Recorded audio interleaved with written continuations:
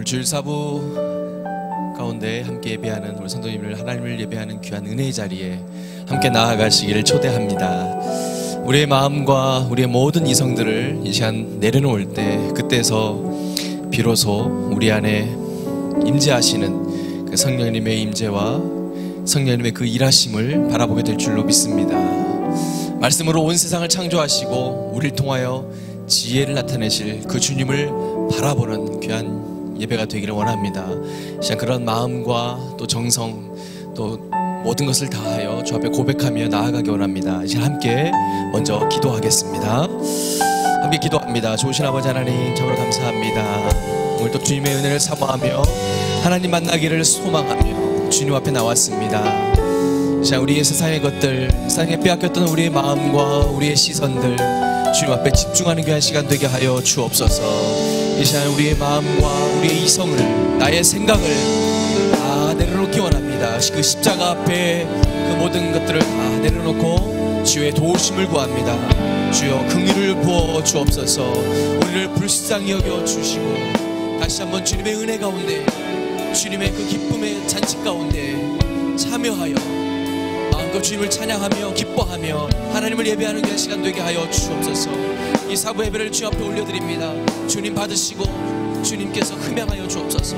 오직 이 시간에 주의 영광만이 우리 가운데 가득하게 하시고 살아계신 하나님, 우리의 구원자 되신 그 주님을 깊이 경험하고 만나는 그 시간 되게 하여 주옵소서. 말씀으로 온 세상을 창조하시고 우리를 통하여 지혜를 나타내 보여주실 하나님의 은혜를 기대합니다. 말씀으로 찾아오셔서 우리를 풍성케 하실 그 하나님을 찬양합니다. 온 마음과 정성을 다하여 주님을 고백하며 나아가게 하여 주옵소서.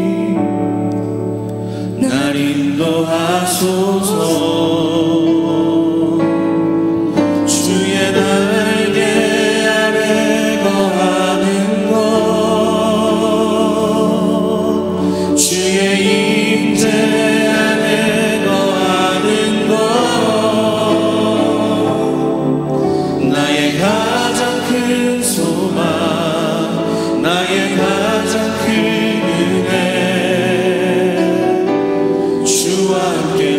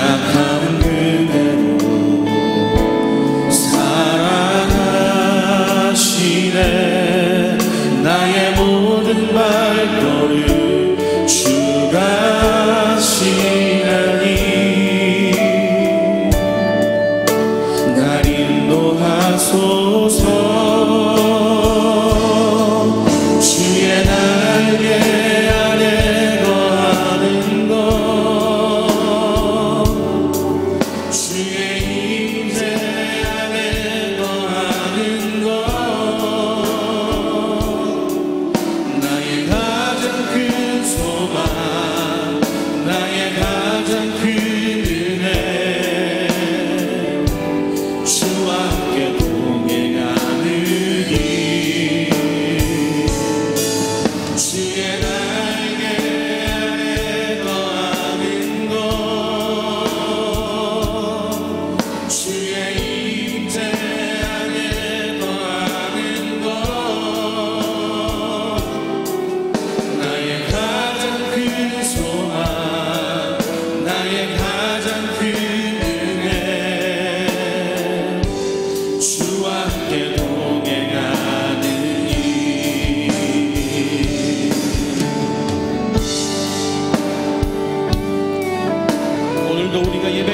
갈망해야 될 유일한 한 가지는 주님께서 우리와 함께 하시는 것, 우리의 삶 가운데 주님께서 일하시고 역사하시는 것, 그것 한 가지를 간절히 구해야 되는 줄 믿습니다.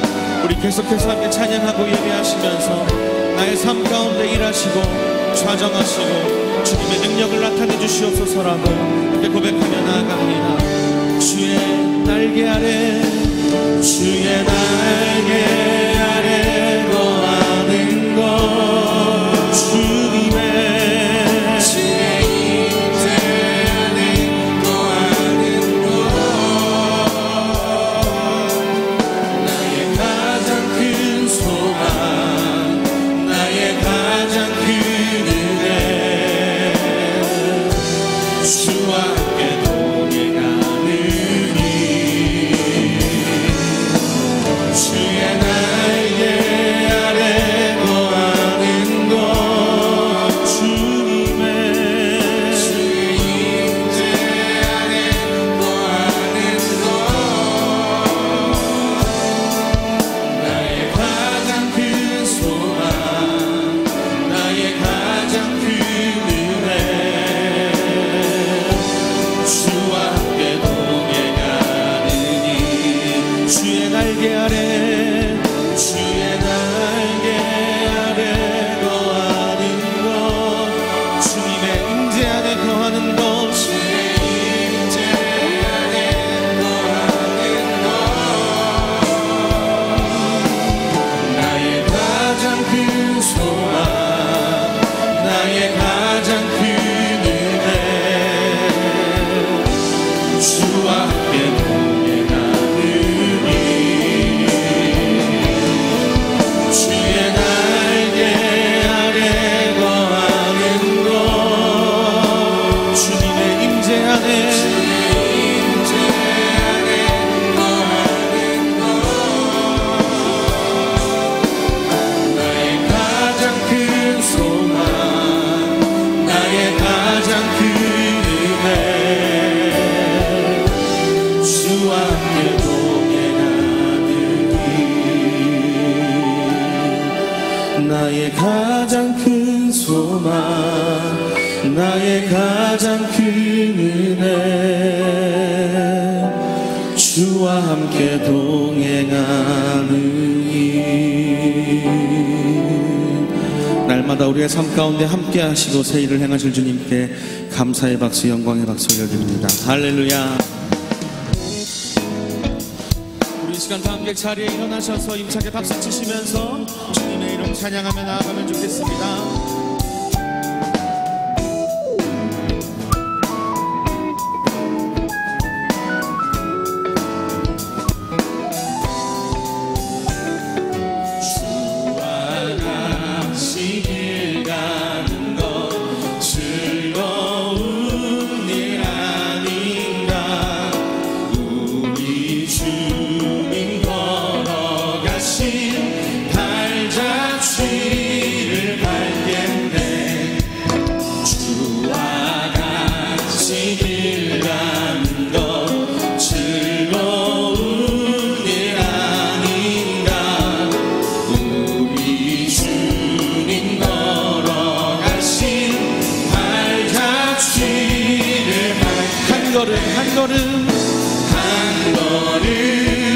한 걸음 주 예수와 함께 날마다 우리는 걷겠네.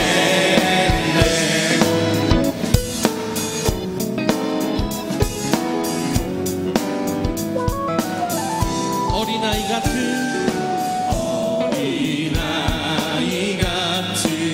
우리 미련하고 약하나 주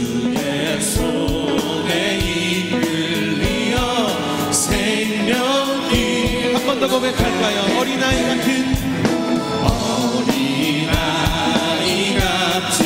우리 미련하고 약하나 주의 손에 이끌리어 생명길로 가겠네.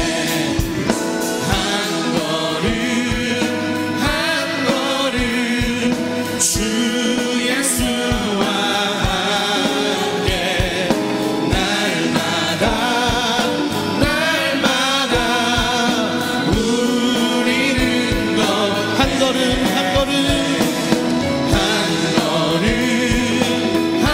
걸음 주 예수와 함께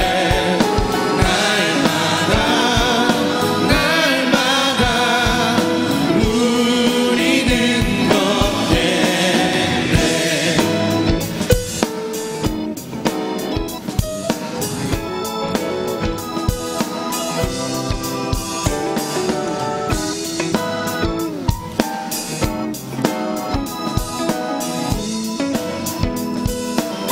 꽃이 피는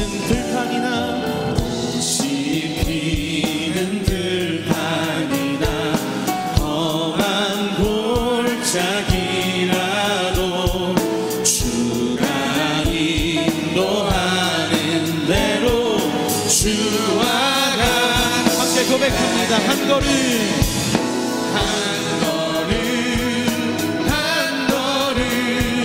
주 예수와 함께 날마다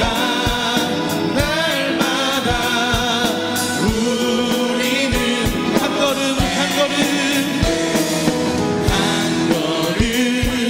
한 걸음 주 예수와 함께 날마다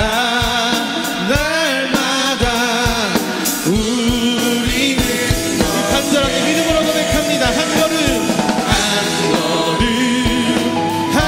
걸음 주 예수와 함께 날마다 우리는 걷겠네. 주님께서 함께 하시면 날마다 하늘나라로 하나님의 나라로 살아갈 수 있는 줄 믿습니다. 그렇게 인도하시는 하나님께 다시 한 번 더 영광의 박수 올려드립니다. 할렐루야.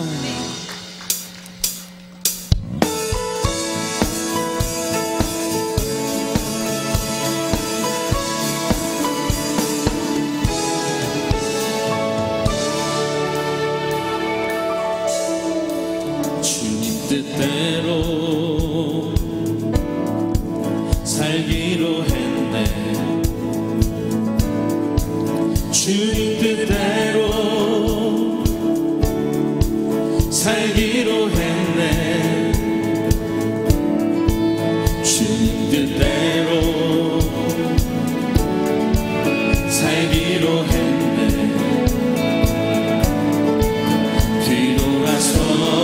뒤돌아서지 않겠네. 이 세상 사람 날 몰라줘도 이 세상 사람 날 몰라줘도 이 세상 사람 날 몰라줘도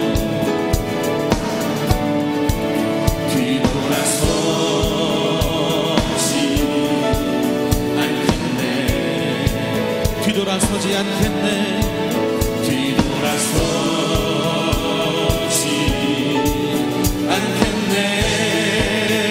어떠한 시련이 와도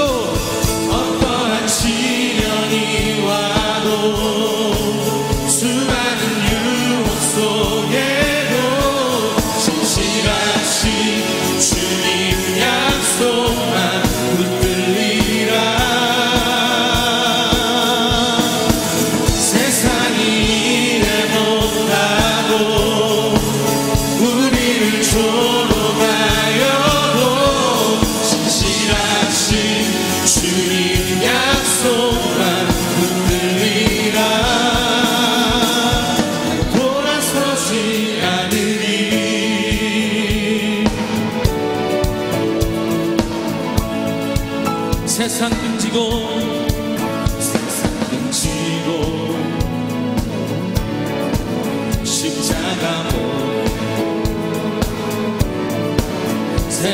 등지고 십자가 보내 세상 등지고 십자가 보내 뒤돌아서지 않겠네 뒤돌아서지 않겠네 뒤돌아서지 않겠네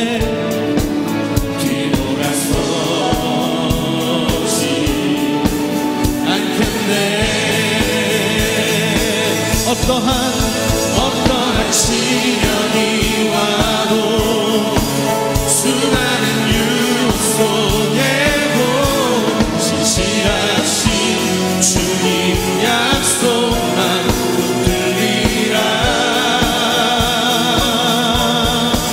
세상이 이해 못하고 우리를 조롱하여도 진실하신 주님 약속만 붙들리라 어떠한 시련이 와도 수많은 유혹 속에도 진실하신 주님 약속만 붙들리라 세상이 이해 못하고 우리를 조롱하여도 진실하신 주님 약속만 붙들리라 어떠한 시련이 와도 수많은 유혹 속에도 진실하신 주님 약속만 붙들리라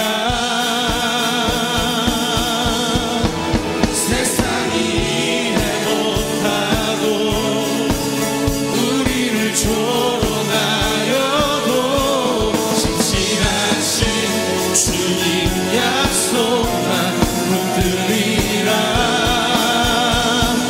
돌아서지 않으리 우리의 소망 되신 주님만 바라보며 하나님의 뜻만 가리며 살아가겠습니다. 할렐루야 주님의 이름 높여드립니다. 할렐루야 아멘. 우리 자리에 앉으시면서 이렇게 인사하실까요? 주님을 바라볼 때 주님께서 일하십니다.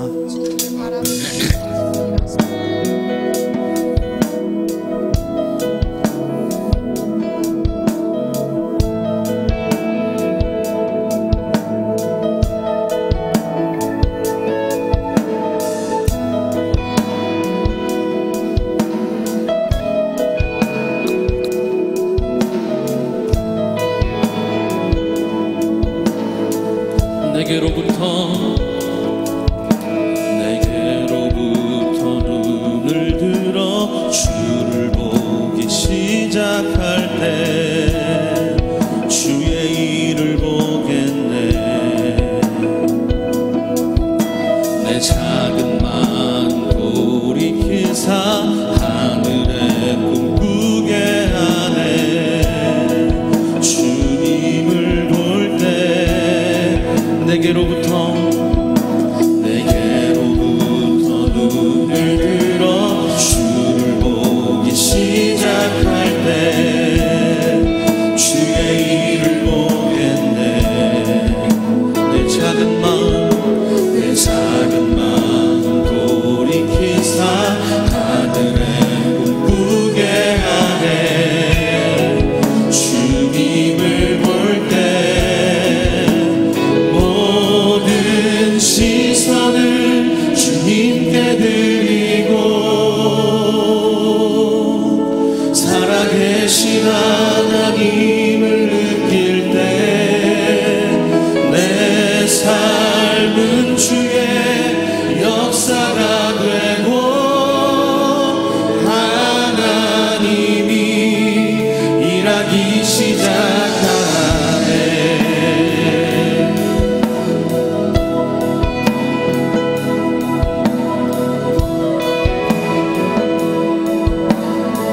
성령이 나를 변화시켜 감화시켜 모든 두려움 사라질 때 주의 일을 보겠네. 광대한 땅 한가운데서 주님 마음 알게 되리. 주님을 볼 때 모든 시선을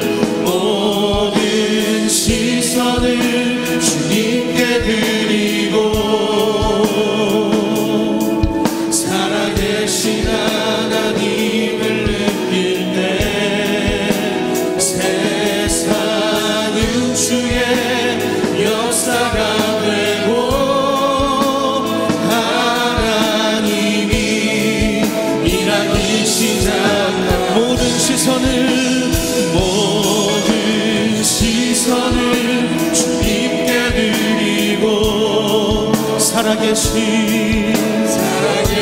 하나님을 느낄 때 세상은 주의 역사가 되고 하나님이 우리 한 번 더 고백합니다. 모든 시선을 주님께 모든 시선을 주님께 드리고 전능하신 하나님을 느낄 때 세상은 주의 나라가 되고 하나님이 일하기 시작하네.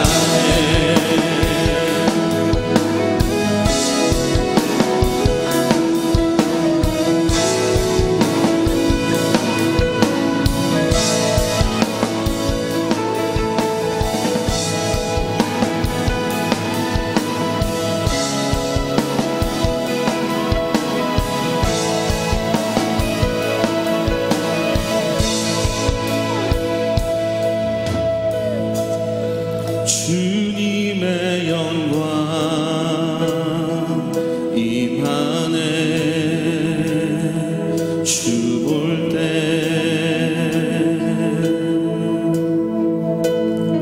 주님의 영광 임하네. 주 볼 때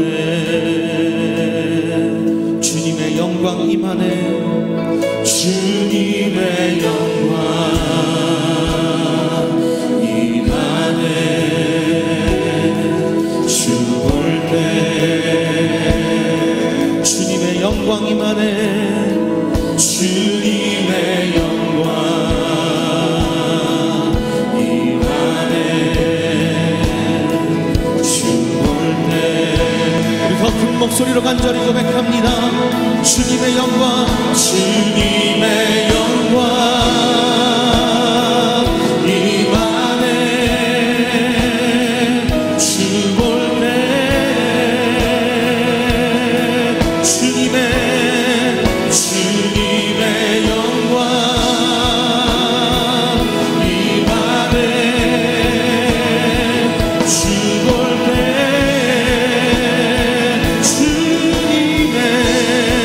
주님의 영광 임하네. 주 볼 때 마지막으로 힘차게 고백합니다. 주님의 영광 주님의 영광 임하네. 주 볼 때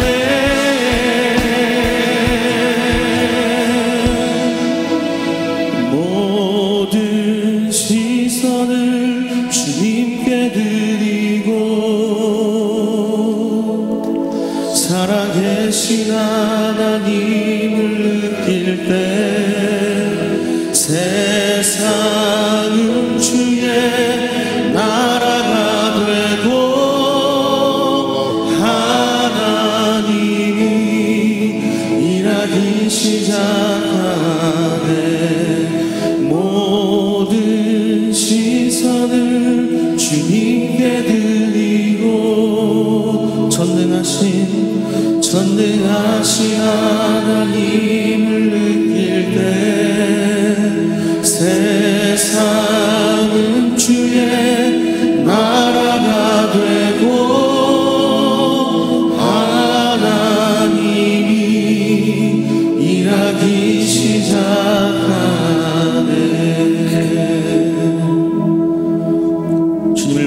때 새 일을 행하실 주님을 찬양합니다. 성령으로 말미암아 우리를 새롭게 하셔서 주님의 일을 보게 하시고 주님의 영광을 보게 하실 그날을 소망하며 하나님 우리가 날마다 주님을 간구하며 나아갈 수 있도록 인도하여 주옵소서. 우리 중앙교회가 날마다 주님을 바라보며 하나님의 영광을 보는 교회 될 수 있도록 인도하여 주옵소서. 감사드립니다. 예수님의 이름으로 기도드렸습니다. 저희 함께 찬양하면서 예물 드리는 시간 갖도록 하겠습니다.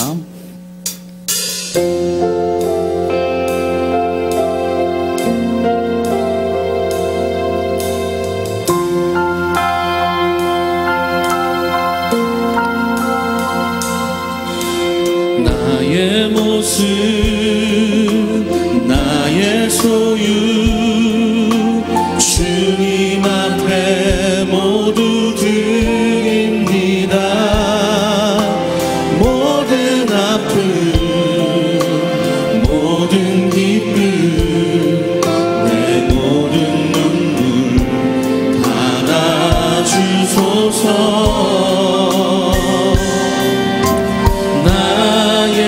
생명을 드리니 주 영광 위하여 사용하옵소서. 내가 사는 날 동안에 주를 찬양하며 기쁨의 제물 되리. 나를 받아주소서.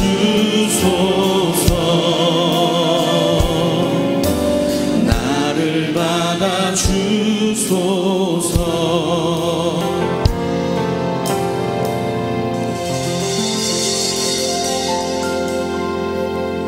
할렐루야. 주일 4부 예배 나오신 성도님 주의 이름으로 환영합니다. 우리 옆에 계신 분과 한번 인사 나누겠습니다. 잘 나오셨습니다. 하나님은 당신을 사랑하십니다. 오늘 오후 3시 5부 예배는 우리 부산대 물리학과 기런평 교수님을 모시고 성경적 성윤리라는 주제로 특강을 진행합니다. 우리 교회 청년들과 청소년들이 큰 은혜와 또 결단의 시간이 될 것을 기대하는데요. 또 관심 있으신 분들은 예배 마치고 조금만 기다리시면 또 특강도 함께 들을 수 있을 것 같습니다. 제2차 재직 세미나가 2월 20일 금요일 오후 8시 30분에 있습니다. 전 육군 대장이신 박찬주 장로님께서 강사로 섬겨주시는데요. 장로님의 인생 가운데 함께 하신 그 하나님의 역사하심을 간증할 때 큰 은혜가 있을 것입니다. 우리 재직은 필수 참석하시는 거 알고 계시죠? 우리 모든 성도님 함께 하셔서 은혜와 도전의 시간 되시길 원합니다. 다음 주일 24일 6부 예배는 총남 총여선교회 헌신예배를 드립니다. 모든 남녀선교회에 해당되시는 분은 함께 동참해 주시기 바랍니다. 침례식이 3월 10일에 있습니다. 예수님을 개인의 구주와 주님을 영접하시고 아직 침례받지 않으신 분들은 신청해 주시기 바랍니다. 광교 주일 예배가 3월 3일에 시작됩니다. 우리 주보에도 나와 있는데요. 우리 시간을 참고해 주시고 특별히 우리 교동 이 장소에서 1시에 드리는 예배는 우리 다음 주까지 한 번 더 드리고 또 3월 3일부터는 2시로 시간이 변경됩니다. 계속해서 예배에 사모하는 마음으로 참석해 주시면 감사하겠습니다. 희망 나눔 세미나 이 세미나가 2월 23일 이번 주 토요일 오후 1시에 있습니다. 우리 강사는 빌리그레암 신속대응팀의 조김 목사님이신데요. 고통을 겪는 분들에게 예수 그리스도의 참사랑을 전하는 생동감 있는 강연이 될 것입니다. 우리 많은 참여 바라겠습니다. 다른 소식과 모임 모집 안내 등은 주보를 참고해 주시고 오늘 우리에게 주신 하나님의 말씀 사도행전 6장 1절에서 7절 말씀을 다 함께 봉독하겠습니다. 그때 제자가 더 많아졌는데 헬라파 유대인들이 자기의 과부들이 그 매일 구제에 빠짐으로 히브리파 사람을 원망한데 12사도가 모든 제자를 불러 이르되 우리가 하나님의 말씀을 제쳐놓고 공궤를 일삼는 것이 마땅치 아니하니 형제들아 너희 가운데서 성령과 지혜가 충만하여 칭찬 듣는 사람 7을 택하라. 우리가 이 일을 저희에게 맡기고 우리는 기도하는 것과 말씀 전하는 것을 전말이라 하니 온 무리가 이 말을 기뻐하여 믿음과 성령이 충만한 사람 스데반과 또 빌립과 브로고로와 니가노르와 디몬과 밤에 나와 유대교에 입교한 안디옥 사람 니골라를 택하여 사도들 앞에 세우니 사도들이 기도하고 그들에게 안수하니라. 하나님의 말씀이 점점 왕성하여 예루살렘에 있는 제자의 수가 더 심히 많아지고 허다한 제사장의 무리도 이도에 복종하니라. 아멘. 이 시간 대형교회 문제 어떻게 해결할까라는 제목으로 담임 목사님 말씀 전해주시겠습니다. 할렐루야, 반갑습니다. 복된 주일 사부 예배 나오신 여러분 진심으로 환영하고 사랑하고 축복합니다. 대형 교회의 문제 어떻게 해결할까? 마치 현 시대를 바라보고 제목을 정한 게 아닌가, 그렇게 선입관을 가지실 필요는 없습니다. 하나님께서 독생자 예수 그리스도의 피로 값을 지불하고 사신 공동체가 교회입니다. 교회는 그리스도의 몸이고 교회의 구성원은 몸의 지체들이라고 성경이 말씀하고 있습니다. 이 생명 공동체인 교회가 성장한다는 것은 매우 아름답고 매력적이고 아주 축복된 일입니다. 사실 교회는 마땅히 자라야 합니다. 왜냐하면 생명의 유기체이기 때문에 그렇습니다. 교회는 조직이라고 말하지 않습니다. 유기체, 살아있는 생명체라는 뜻입니다. 교회의 성장은 안팎으로 이루어져야 하며 그 결과는 오직 하나님께만 영광이 되어야 합니다. 큰 교회가 된다고 해서 그 교회 목사나 그 교회 공동체가 어떤 힘을 갖는 것은 교회의 본래 취지와는 전혀 상관이 없는 일입니다. 이러한 교회의 성장, 양적인 성장, 없는 질적인 성장은 무능력과 게으름의 변명이 되기 쉽고, 반대로 질적 성장 없는 양적 성장은 무책임한 욕망의 충족으로 끝나기가 쉽습니다. 다시 말하면 교회의 아름다운 성장은 동시에 질과 양이 겸비해야 된다는 것입니다. 이러한 성장 과정에 불가피하게 찾아오는 한 가지가 있습니다. 그것이 바로 고통의 문제, 고통이 따른다는 것이죠. 이른바 성장통이라고 하는 겁니다. 교회도 예외일 수 없습니다. 성장이 가져다주는 필연적인 고통, 소위 이 성장통, 이 성장에 따르는 고통과 문제를 지혜롭게 해결하지 못하거나 극복해내지 못한다면 그 성장은 심한 상처가 되고 고통은 물론 심각한 위기를 공동체에게 끼칠 수 있다는 것입니다. 우리는 지난 주일까지 초대교회의 공동체와 특별히 사도들이 극심한 핍박과 박해 가운데서도 성령의 능력으로 감당하기 어려운 모든 시험과 역경, 수치를 이겨냈습니다. 매를 맞아도 참고 인내하였고, 공회 앞에 끌려가 부당한 재판을 받고 비난과 조롱을 받아 시험전 옥에 갇히며 여러 가지 어려움을 겪었지만 백절불굴의 그들의 신앙은 흐트러짐이 없이 그대로 견고하게 서 있었습니다. 오히려 예수 그리스도의 이름을 위하여 박해받고 핍박받는, 능욕받는 일에 합당한 자로 여김받은 것을 기뻐하면서 그들을 심판했던 공회 앞을 떠났다고 성경은 그렇게 말합니다.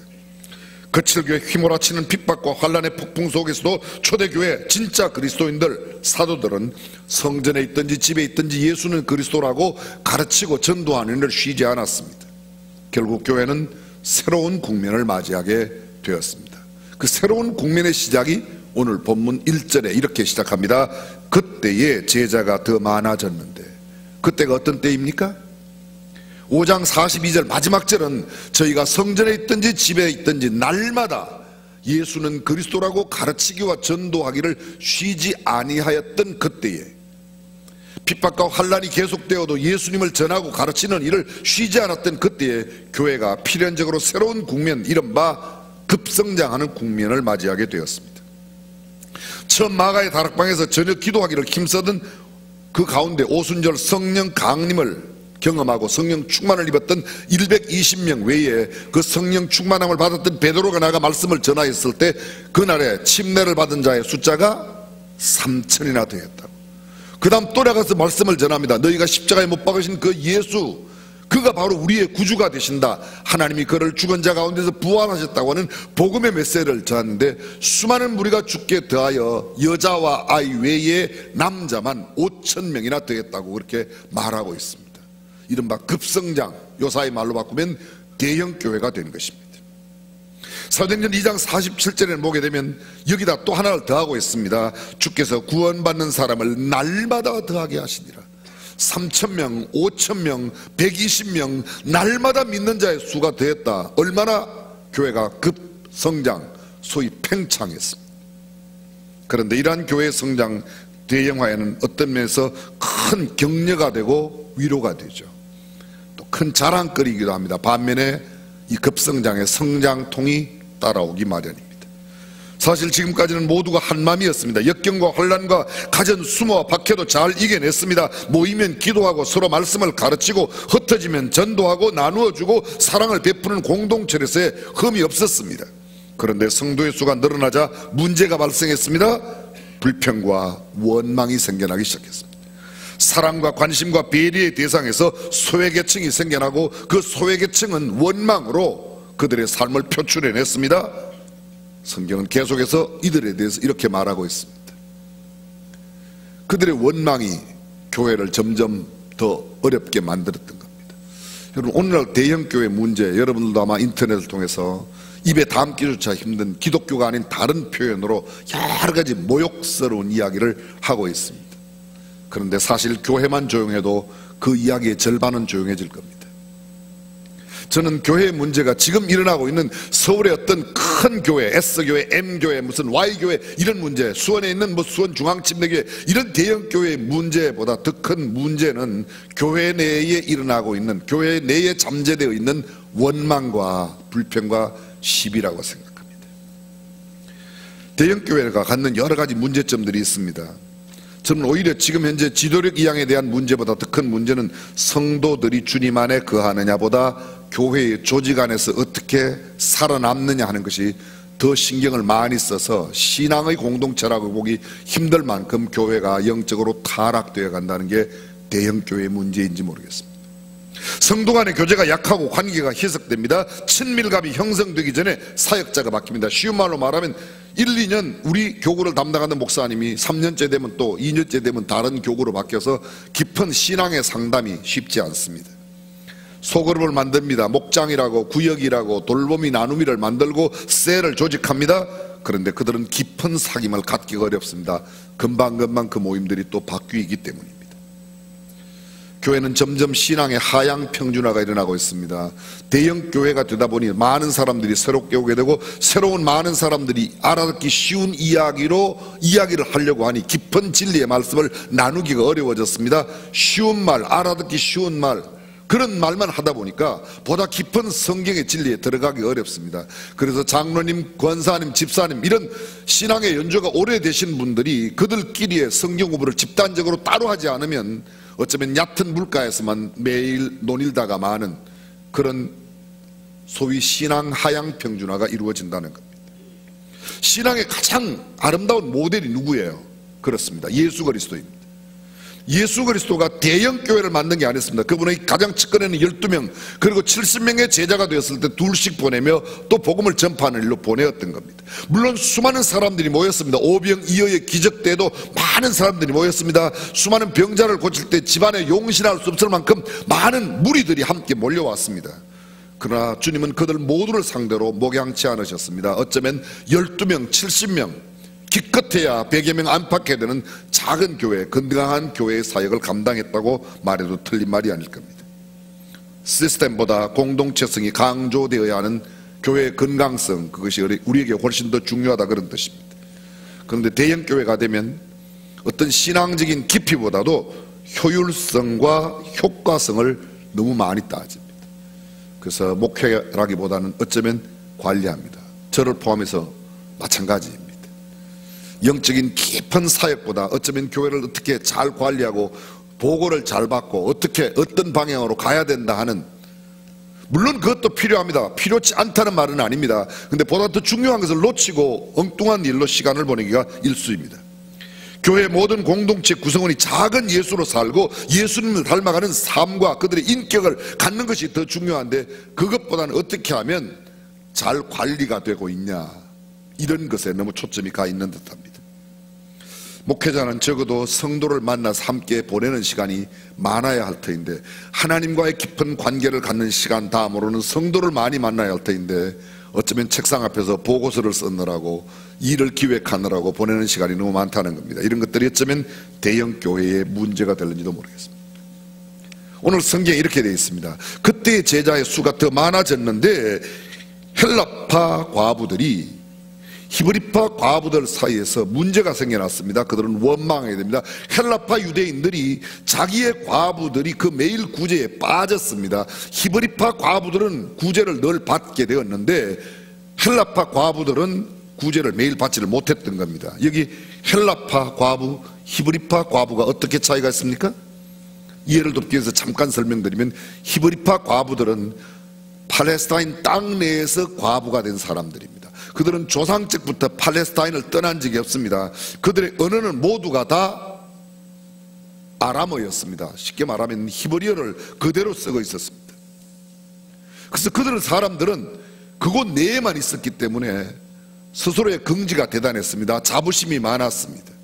팔레스타인에 익숙한 모든 히브리적인 풍토가 그들에게 잘 익숙해 있습니다. 헬라파 과부는 어떤 사람들입니까? 이미 오래전에 흩어져 있던 유대인들, 이른바 이방 땅에 가 있던 사람들입니다. 그들이 오순절을 지키기 위하여, 소위 맥주절을 지키기 위하여 예루살렘에 왔다가 성령을 체험하고 그곳에 남게 되었던 겁니다. 그래서 그들 모두가 다 그리스도로 거듭난 사람들이 한 공동체를 이루었습니다. 그들은 한때 뜨거운 믿음의 공동체, 사랑의 공동체였는데 이제는 함께 거하면서 문제가 생겨났던 겁니다. 그래서 그들 안에 원망이 발생했습니다. 왜 히브리파 사람들에게는 계속해서 구제를 주고 우리에게는 주지 않는가? 원망. 이것은 교회의 큰 문제입니다. 근본적으로 말한다면 교회가 비대화되면서 교회 내에 있는 잠재되어 있는 이런 원망이 문제라는 것입니다. 어떤 원망도 그것이 정당하든지 정당치 아니하든지, 아니면 원망의 사유가 아무리 옳고 일리가 있다고 해도 원망 자체가 교회에서 아름다울 수는 없습니다. 교회 내에 이미 원망이 있다는 것은 슬픈 사실입니다. 주님의 몸된 교회 내에서 불평과 원망이 생겨난 것은 매우 안타까운 일입니다. 여기서 잠깐 우리는 생각해 볼 필요가 있습니다. 그렇다면 우리 교회에는, 아니 내 안에는 그런 원망과 시비가 없는가? 저는 제가 알고 있기만도 우리 교회 내에도 그런 원망과 시비가 상당히 있습니다. 목사의 설교에 대해서 내용이 어떻다, 길이가 어떻다, 목사의 목소리나 설교의 태도가 어떻다, 예배 공간에 대한 이야기도 있습니다. 사람들이 많이 모이다 보니까 교회 공간이, 우리만 해도 그렇습니다. 1부 예배를 드리고 빨리 돌아가야 2부 예배 오는 사람들이 주차도 할 수 있고, 2부 예배 끝난 사람들이 빨리 돌아가야, 그래서 설교의 은혜가 되거나 안 되거나 기도할 시간도 없습니다. 마치자마자 빨리 나가야 됩니다.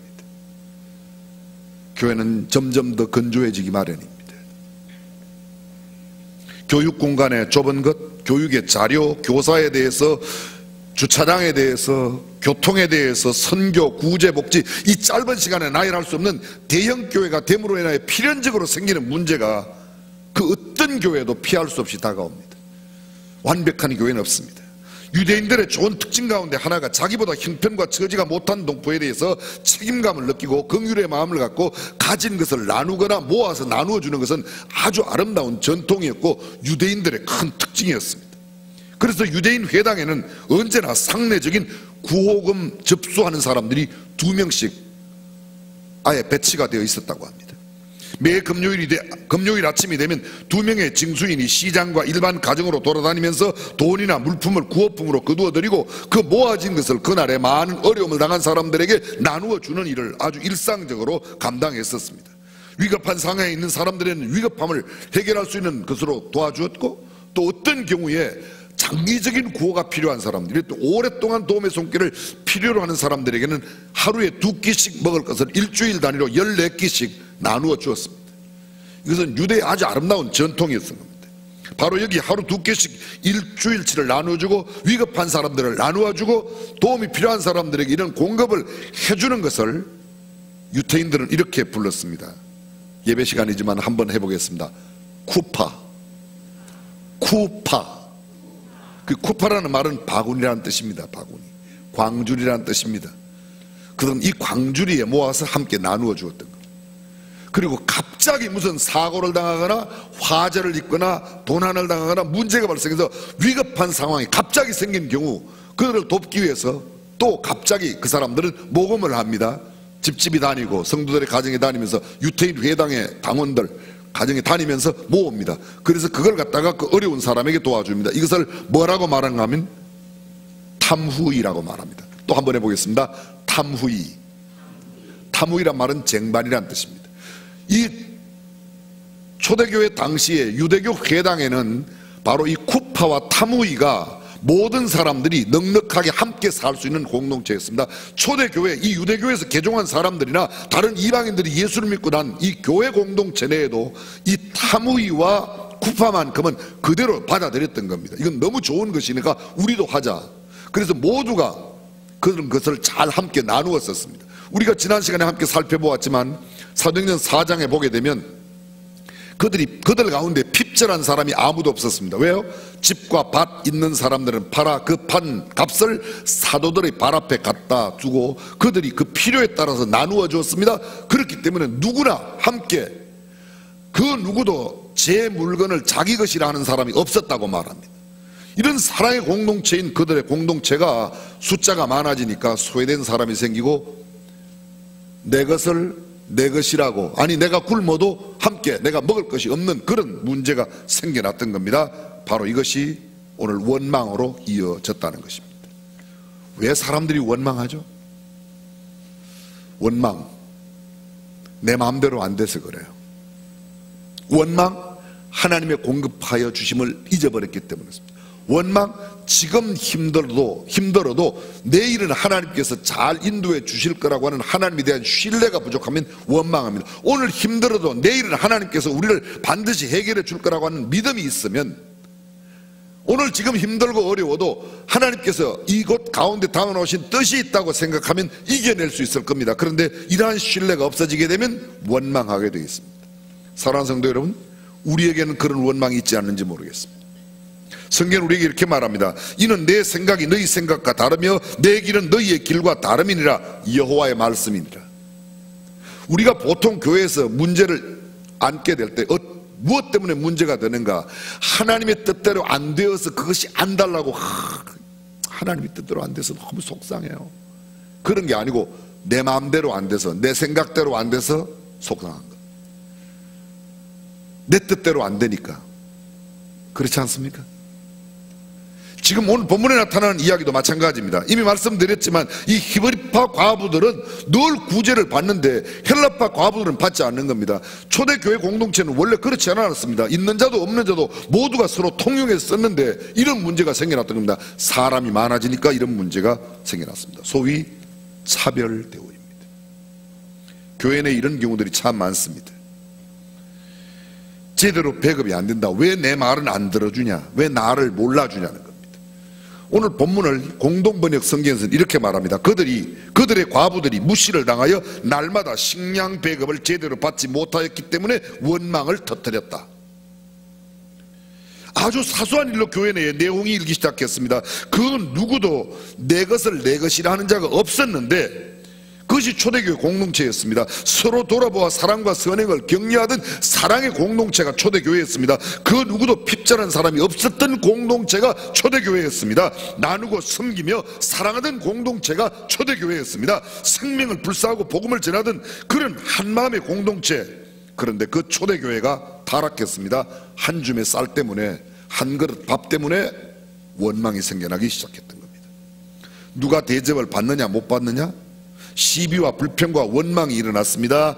그렇습니다. 사람이 넘어지는 것은 큰 바윗돌에 걸려 넘어지지 않습니다. 살에 걸려 넘어지지 않습니다. 조그마한 돌뿌리 밥 한 그릇 때문에, 쌀 한 줌 때문에 원망과 시비가 생기는 겁니다.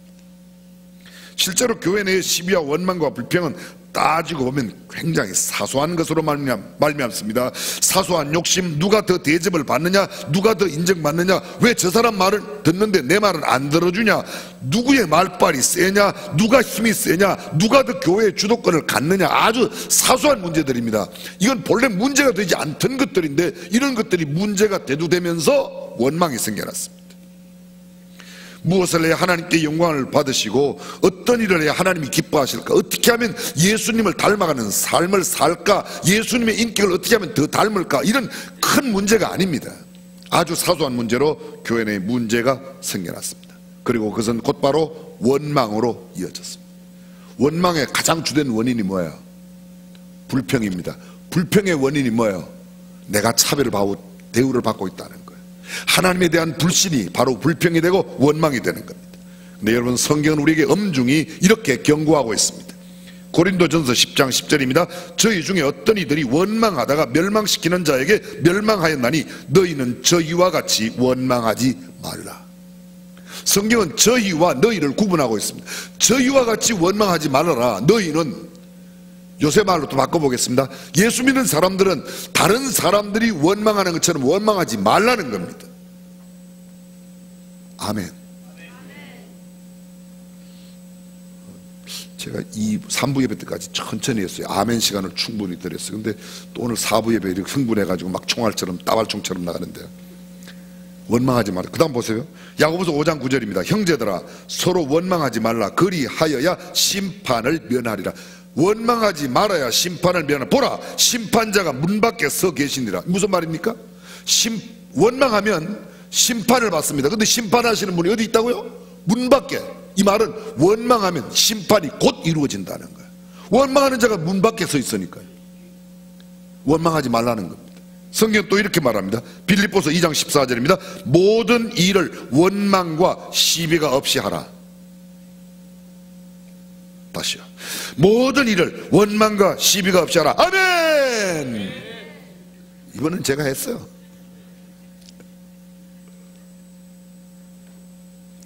시비와 원망이 없이 하라는 게 하나님 말씀이에요. 그런데 우리는 내가 내 마음에 협조하지 않으면 원망하는 겁니다.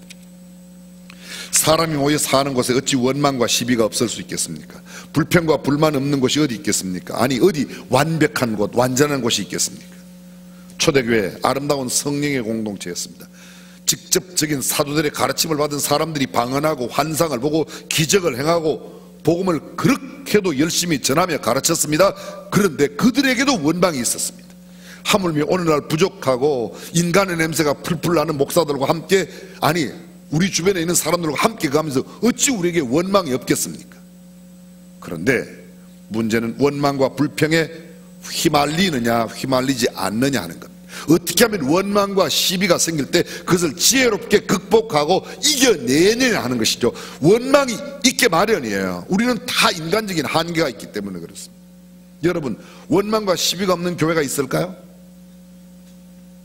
혹시 그런 교회를 한번 찾아 나서시거나 이럴 생각 없어요?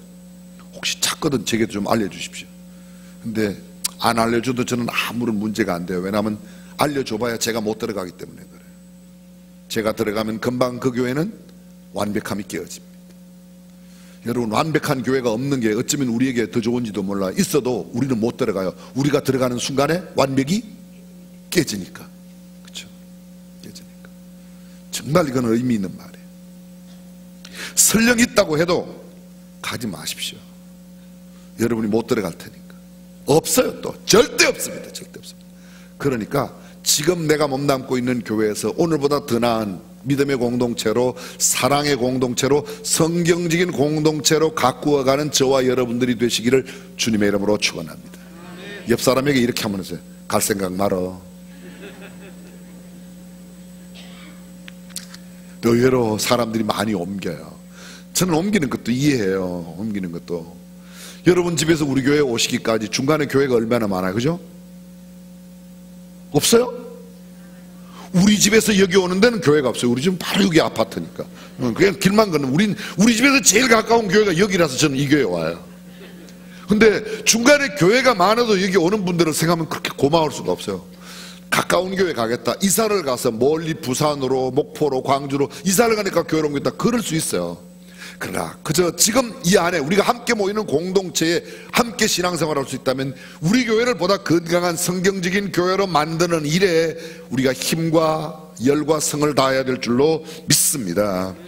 그렇습니다. 그렇다면 이러한 공동체 안에 문제를 어떻게 하면 해결할 수 있는가? 원망과 시비와 불평의 교회 문제를 어떻게 해결할 수 있는가? 교회의 그런 문제의 해결 방법이 오늘 본문 2절 이하에 나옵니다. 함께 보시겠습니다. 2절 이하. 12사도가 모든 제자를 불러 이르되 우리가 하나님의 말씀을 제쳐놓고 공개를 일삼는 것이 마땅치 아니하니 형제들아 너희 가운데서 성령과 지혜가 충만하여 칭찬 듣는 사람 7을 택하라. 우리가 이 일을 저에게 맡기고 우리는 기도하는 것과 말씀 전하는 것을 전무하리라. 온 무리가 이 말을 기뻐하여 믿음과 성령이 충만한 사람 스데반과 빌립과 브로거로와 니가노라 디몬과 바메나와 유대교에 입교한 안디옥 사람 니골라를 택하여 사도들 앞에 세우니 사도들이 기도하고 그들에게 안수하니라. 하나님의 말씀이 점점 왕성하여 예루살렘에 있는 제자의 수가 더 심히 많아지고 허다한 제사장의 무리도 이 도에 복종하니라. 초대교회에 있었던 이 원망과 시비의 원인이 되고 있는 소위 구제의 문제, 공교의 문제를 해결해냅니다. 그들의 해결 방법은 무엇이었습니까? 성경 보십시오. 12사도가 지도력이 하나도 빠짐없이 다 참여해서 모든 제자들에게 교회 공동체가 함께 모였습니다. 지도력과 함께 성도들이 다 함께 한 자리에 모였습니다. 그리고 그들 모두는 다 함께 문제를 직시했습니다. 공개하는 것, 기도하고 말씀 전하는 것. 사도들은 이렇게 말합니다. 우리가 기도하고 말씀 전하는 것을 제쳐놓고 공개하는 것을 일삼는 것은 옳지 않다는 겁니다. 여러분, 여기 공개하는 일을 일삼다, 이게 헬라의 원에 디아코니온 트라페사이라고 되어 있습니다. 트라페사이. 이 말을 우리말로 옮기면 밥상이나 돈 바꾸는 상, 이런 것들을 잘 섬기는 일입니다.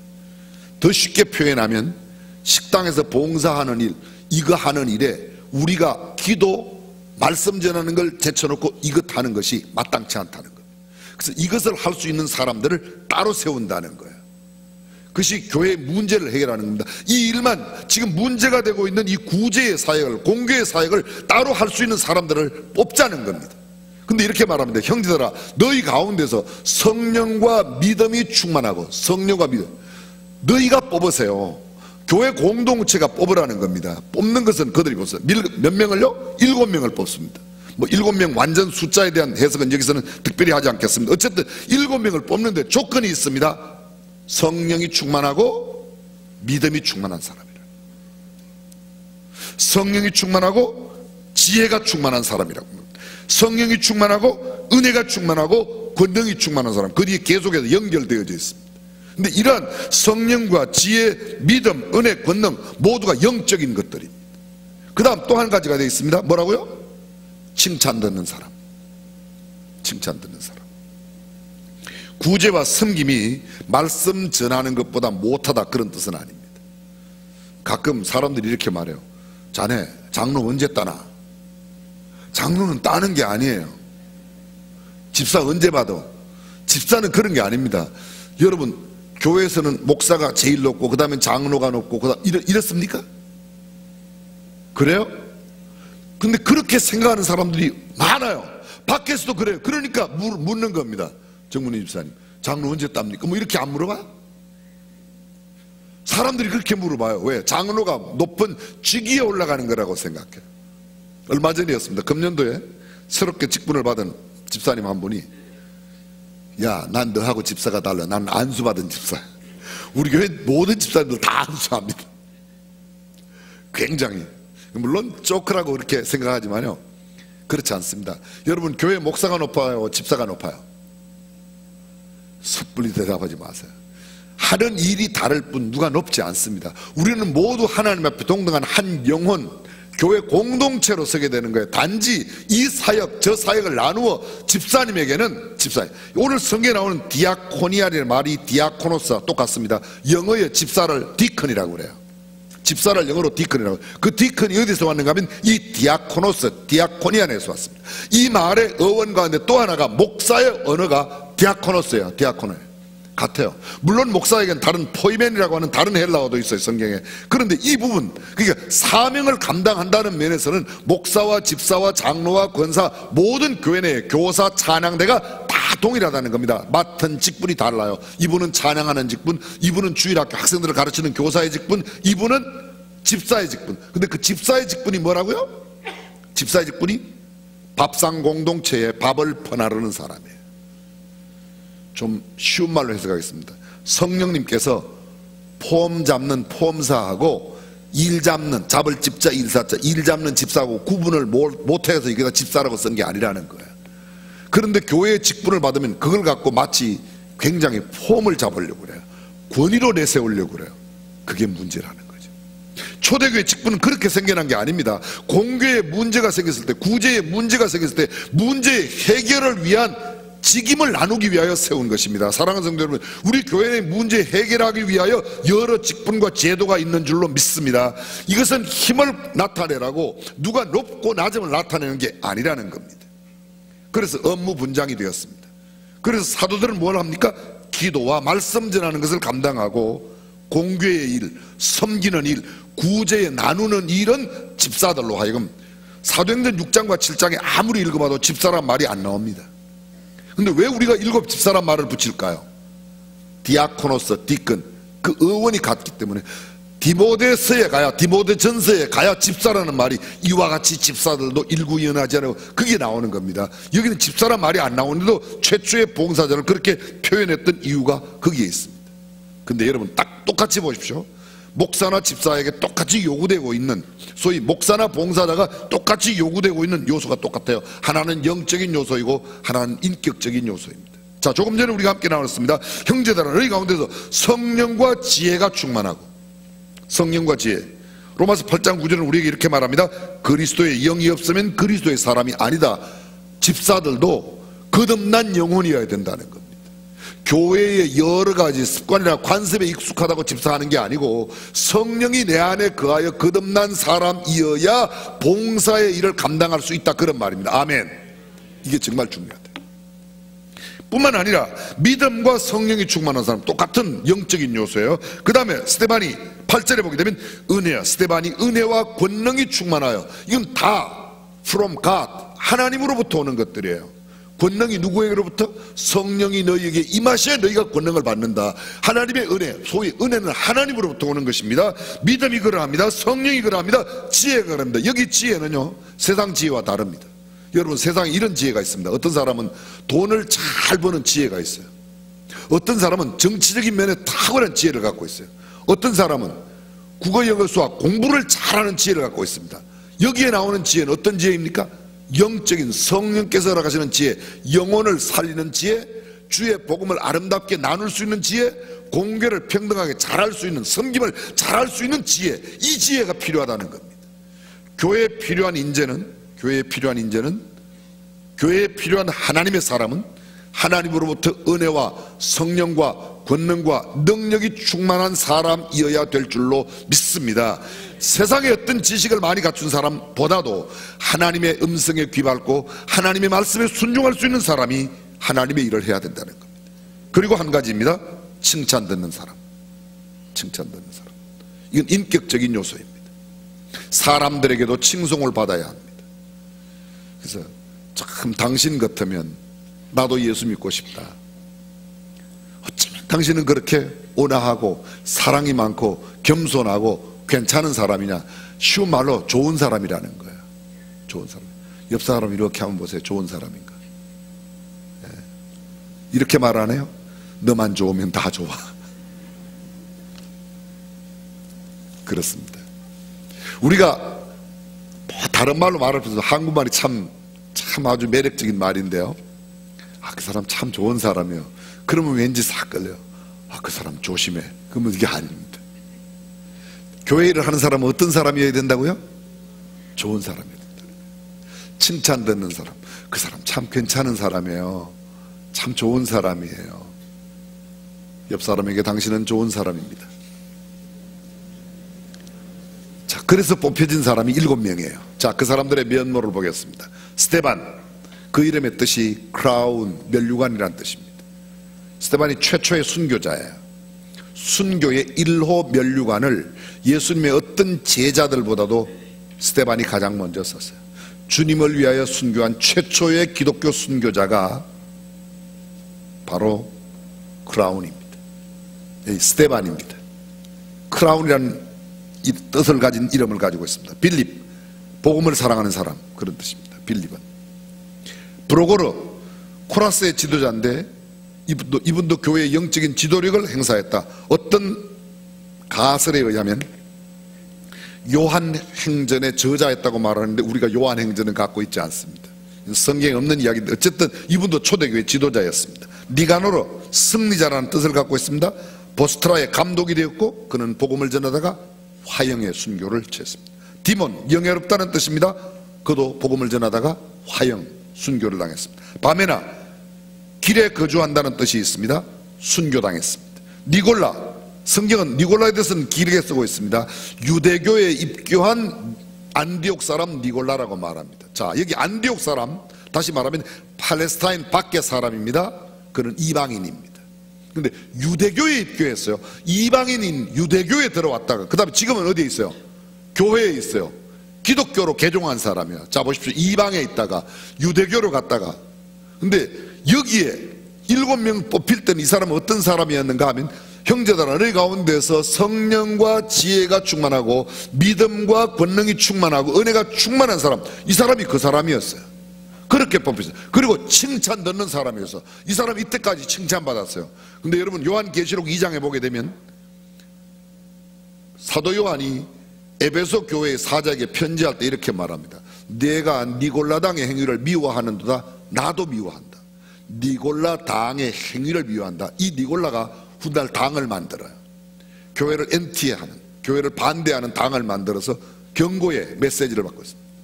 성경은 이렇게 말한다. 네가 니골라를 미워하는구나 이렇게 말하지 않고 니골라 당의 행위를 미워하는구나. 죄는 미워하고 죄인을 사랑한다, 그런 뜻입니다. 그렇게 해서 이런 7명의 면면을 볼 수 있습니다. 이들 모든 사람들이 이때 당시만 해도 교회의 문제를 충분히 해결할 수 있는 그런 최초의 공개하는 사람, 봉사자로 섬겼다는 겁니다. 드디어 문제가 해결되었습니다. 자, 문제가 해결된 결과 7절이 아까 뭐였습니까? 6장 7절. 예루살렘의 제자의 수가 어떻게 해요? 그냥 안 많았어요. 예루살렘에 심히 많았었다는 겁니다. 문제가 생기기 전 대형 교회가 돼서 문제가 발생했어요. 근데 그 문제가 해결되고 나니까 더욱더 소위 이런 말이죠. 쉬운 말로 말하면요, 비온 뒤에 땅이 더 굳어졌다는 거예요. 교회가 원망과 같은 시비와 문제가 생겼을 때 그것이 걸려 넘어지면 교회에 큰 위기가 되지만 지혜롭게 극복하면 교회가 더욱더 아름답게 건강하게 성장하는 모멘텀이 될 줄로 믿습니다.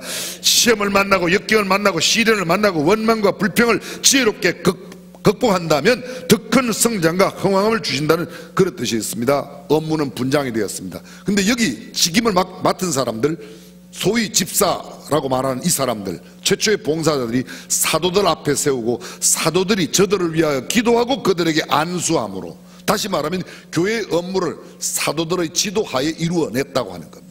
이것이 초대교회의 문제 해결의 근본적이었습니다. 저는 우리 교회가 어떤 직제가 높고 낮음이 없고 내게 주어진 자리에서 내가 맡은 직임을 잘 감당하여 성경적인 건강한 교회가 될 수 있기를 주님의 이름으로 축원합니다. 그것이 교회 문제 해결이에요. 어느 교회도 문제는 있어요. 더 좋은 교회를 되기 위해서 우리가 여기서 노력할 뿐 다른 어디에 가도 그렇진 않습니다. 사랑하는 성도 여러분, 우리 모두가 다 건강하고 성경적인 아름다운 교회를 세우는 일에 쓰임받는 주의 귀한 사역자들이 될 수 있기를 주님의 이름으로 축원합니다. 우리 교회는 아름다운 교회, 성경적인 교회, 건강한 교회가 될 줄로 믿습니다. 기도하겠습니다.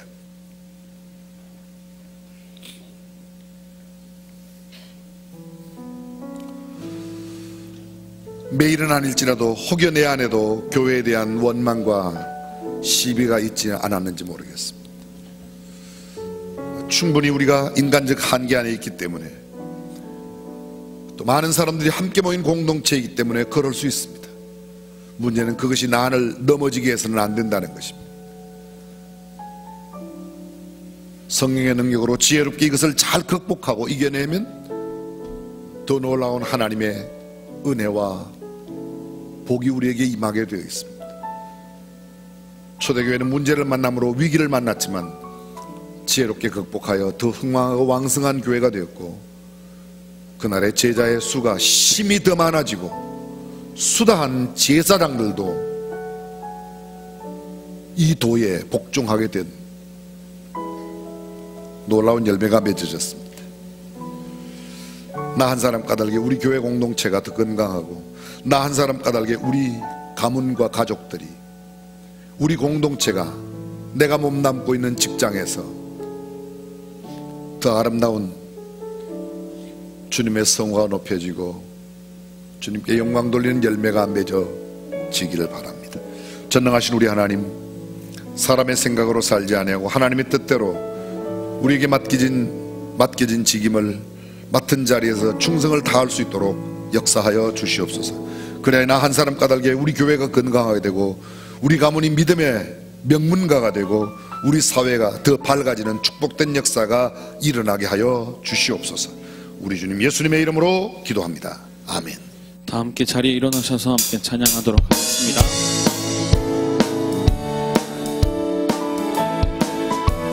주의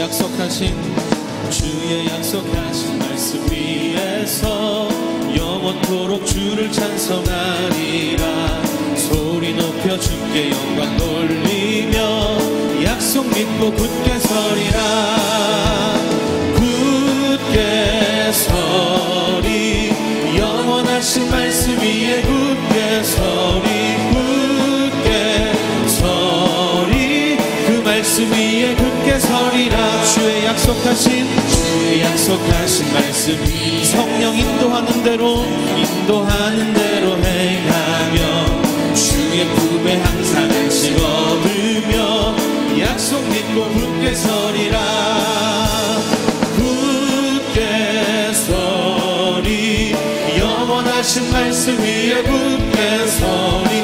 굳게 서리, 그 말씀 위에 굳게 서리라.